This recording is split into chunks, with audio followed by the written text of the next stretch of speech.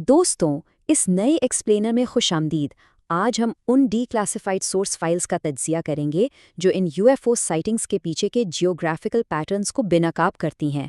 ये सिर्फ आसमान में उड़ने वाली अजीब रोशनियों की कहानी नहीं है, बल्कि इसके पीछे छुपी मिलिट्री और जियोपॉलिटिकल हकीकतों की एक बेहद हैरतअंगेज पड़ताल है। तो चलिए शुरू करते हैं। शुरुआत करते हैं अपने पहले हिस्से से, अनसुलझे रहस्य और फेडरल एजेंट्स। जहन में सबसे पहला सवाल यही आता है ना, क्या एलियंस वाकई हकीकत हैं? जरा 2023 के इस वाक़े पर गौर करें। सोर्स फाइल्स बताती हैं कि 6 हाईली ट्रेन्ड फेडरल एजेंट्स ने एक अनजान जगह पर आसमान में एक बड़ा सा ग्लोइंग ऑरेंज ऑर्ब देखा। और हैरत की बात, इस ऑरेंज ऑर्ब से छोटे छोटे लाल रंग के ऑर्ब्स निकल रहे थे, बिल्कुल वैसे ही जैसे किसी साईफाई मूवी में मदरशिप अपने छोटे फाइटर प्लेन्स लॉन्च कर रही हो। Incredible, right? और अगर आपको लगता है कि बस यही सब था, तो 2025 का वाकया और भी हैरानकुन है। एक सीनियर इंटेलिजेंस ऑफिशियल ने मिलिट्री हेलीकॉप्टर में ठीक ऐसी ही रोशनियों का पीछा करने की कोशिश की, लेकिन कोई चांस ही नहीं था। वो ऑर्ब इंस्टेंटली 20 मील दूर चला गया। हेलीकॉप्टर उसके आसपास भी नहीं फटक सका। और ये पूरा माइंड बेंडिंग इंसिडेंट लगातार 35 मिनट तक चलता रहा। जो चीज़ सबसे ज़्यादा बैफल करती है, वो है इन ऑब्जेक्ट्स का फिजिक्स के बेसिक रूल्स को तोड़ना। मेरा मतलब है 80 माइल्स पर आवर की रफ्तार पर अचानक 90 डिग्री का टर्न। इनर्शिया के कानून के हिसाब से ये एब्सोल्युटली नामुमकिन है। लेकिन 2023 में ही ग्रीस के समुंदर के ऊपर एक इंफ्रारेड वीडियो में एग्जैक्ट यही इम्पॉसिबल मूवमेंट कैप्चर की गई थी। अब आते हैं दूसरे हिस्से की तरफ, यूएफओज का भौगोलिक पैटर्न। जब हम पिछले 79 सालों की इन हजारों साइटिंग्स का डेटा देखते हैं, तो एक बहुत ही वाज़ेह और अनडिनायबल पैटर्न सामने आता है। इनका सीधा कनेक्शन यूएस मिलिट्री की मौजूदगी से है। चाहे वो 1947 का न्यू मैक्सिको हो, जहां कोल्ड वॉर की सरगर्मियां थीं, 1952 का सोवियत बॉर्डर हो, या फिर हाल ही में 2023 और 24 के इराक, सीरिया और जापान। ये सब वो जगहें हैं जहां अमेरिकन मिलिट्री के सबसे एडवांस्ड मॉनिटरिंग सिस्टम्स लगे हुए हैं। तो अब यहाँ एक बहुत ही लॉजिकल सवाल पैदा होता है। अगर ये वाकई एलियंस हैं, तो इन्हें हमेशा यूएस मिलिट्री बेसिस ही क्यों पसंद आते हैं? क्या ये वाकई कोई बहुत बड़ा कॉस्मिक इत्तेफाक है, या फिर इसके पीछे हमारी अपनी ज़मीन की ही कोई जियोपॉलिटिकल हकीकत छुपी हुई है जो बिल्कुल हमारी नज़रों के सामने होकर भी हमें नज़र नहीं आ रही? इसी बात को समझने के लिए चलते हैं तीसरे हिस्से पर, कोल्ड वॉर और सीक्रेट मिशंस। इस सारी मिस्ट्री की शुरुआत 1947 से होती है। पायलट केनेथ आर्नोल्ड ने आसमान में कुछ ऑब्जेक्ट्स देखे जो पानी पर फिसलती हुई सॉसर की तरह लग रहे थे। बस वहां से मीडिया ने फ्लाइंग सॉसर का वर्ड पकड़ लिया। उसके फौरन बाद मशहूर रॉसवेल क्रैश हुआ। लोगों को लगा कि सच में कोई एलियन शिप मिल गई है। लेकिन जब 1994 में प्रोजेक्ट मोगल डीक्लासिफाई हुआ, तो सारा सच खुलकर सामने आ गया।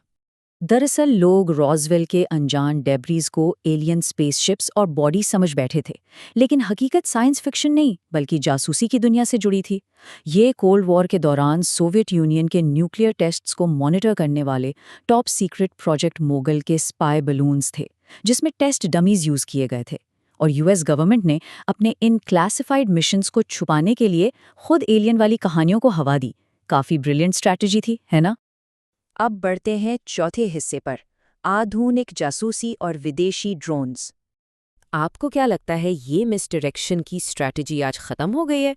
बिल्कुल नहीं। आज जिन्हें हम ऑब्स या इम्पॉसिबल फ्लाइंग ऑब्जेक्ट्स कहते हैं, सोर्स मटेरियल बताता है कि उनकी क्लियर साइंटिफिक एक्सप्लेनेशन मौजूद है। इनमें से बेशतर ऑब्जेक्ट्स अमेरिका के अपने ही highly classified advanced spy planes हैं, या फिर चाइना के हाई अल्टीट्यूड सर्वेलेंस बलून्स और हूती या ईरानियन ड्रोन्स हैं। ये चीज़ें यूएस के एडवांस्ड मॉनिटरिंग सिस्टम्स की पकड़ में आ जाती हैं और अजीबोगरीब अफवाहें शुरू हो जाती हैं। और ये अफवाहें सिर्फ ज़मीन तक महदूद नहीं रहीं।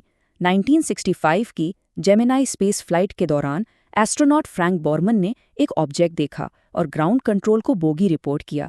अब मिलिट्री टर्मिनोलॉजी में बोगी किसी अनआइडेंटिफाइड मिसाइल या एयरक्राफ्ट को कहते हैं, पर स्पेस में इस लफ्ज़ के इस्तेमाल ने ऐसी कंस्पिरेसी थ्योरीज को जन्म दिया कि शायद एलियंस वाकई खला में घूम रहे हैं। इसी तरह अपोलो 11 और 17 मिशंस के दौरान एस्ट्रोनॉट्स ने जो अजीब रोशनियां या फ्लैशेस देखे, उन्हें लोग सीधा एक्स्ट्रा टेरेस्ट्रियल स्पेसक्राफ्ट मानने लगे। लेकिन साइंटिफिक एक्सपर्ट्स ने इन्हें नेचुरल स्पेस फिनोमेना के तौर पर परफेक्टली एक्सप्लेन किया है, जैसे कैबिन के अंदर सनलाइट लीक्स, एटॉमिक पार्टिकल्स का टकराव या यहाँ तक कि अर्थ पर मौजूद किसी बड़ी झील से आने वाला सनलाइट रिफ्लेक्शन। आइए अब इस एक्सप्लेनर के आखिरी हिस्से को देखते हैं, सरकारी जांच की असलियत। मई 2026 के आसपास डिपार्टमेंट ऑफ वॉर ने 162 से ज़्यादा ऐसी ही यूएफओ फाइल्स पब्लिक के सामने पेश की। जब ARO और नासा जैसी ऑफिशियल एजेंसीज इन मामलात की गहराई में जाती हैं तो उनका नतीजा बिल्कुल साफ होता है। उनकी रिपोर्ट्स यही साबित करती हैं कि ऐसी एक्स्ट्रा ऑर्डिनरी बातों को मानने के लिए हमें एक्स्ट्रा ऑर्डिनरी एविडेंस की ज़रूरत होती है। और फिलहाल इस बात का कोई ठोस सबूत नहीं है कि इन साइटिंग्स का ताल्लुक किसी एलियन टेक्नोलॉजी से है।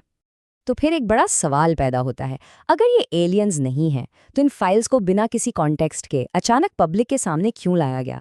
तज्जिया निगार बताते हैं कि ऐसी फाइल्स को रिलीज करना अक्सर सूडो साइंस और कंस्पिरेसी थ्योरीज को बढ़ावा देता है।